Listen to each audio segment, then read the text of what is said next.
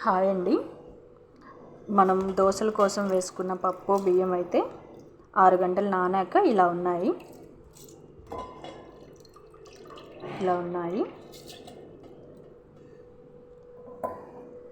అటుకులు మిక్సీ వేసే ముందు వాటర్ పోసుకొని 1 or 2 టైమ్స్ కడుక్కోవాలండి.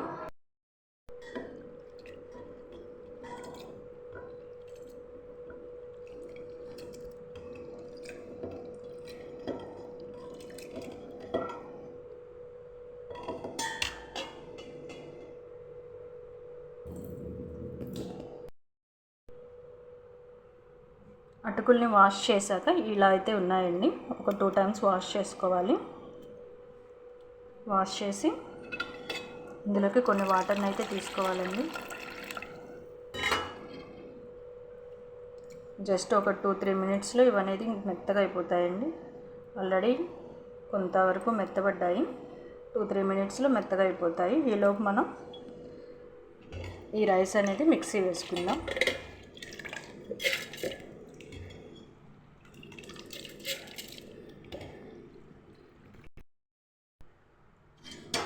కొద్దిగా వాటర్ పోసుకుంటూ మిక్సీ వేసుకోవాలి. మిక్సీ వేసుకున్నాక పిండి అయితే ఇలా ఉందండి. ఈ పిండిని మనం గిన్నెలోకి తీసుకోవాలి.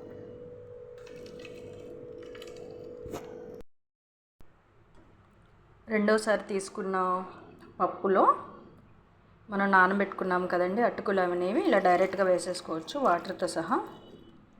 ఇలా కొంచెంగా 2 సార్లు వేసుకోవాలి. అటుకులు అయితే చేంజ్ వచ్చాయి చూడండి, మెత్తగా అయిపోతున్నాయి.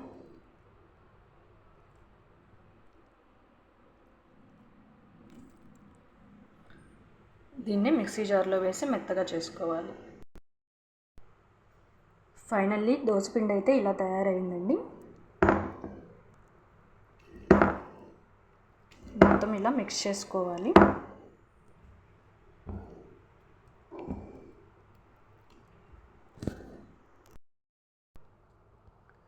ఈ దోసపిండిని మనకి ఎంతైతే కావాలో అంత పిండిని వేరే గిన్నెలోకి తీసుకొని సాల్ట్ కలిపి ఉంచుకోవాలి.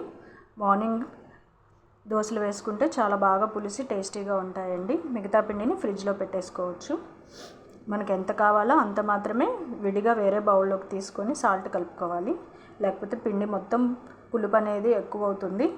2-3 డేస్ నిల్వ ఉండాలి అనుకున్నప్పుడు మాత్రం మనకి ఎంత కావాలో అంతే తీసుకొని సాల్ట్ కలిపి ఉంచుకోవాలండి.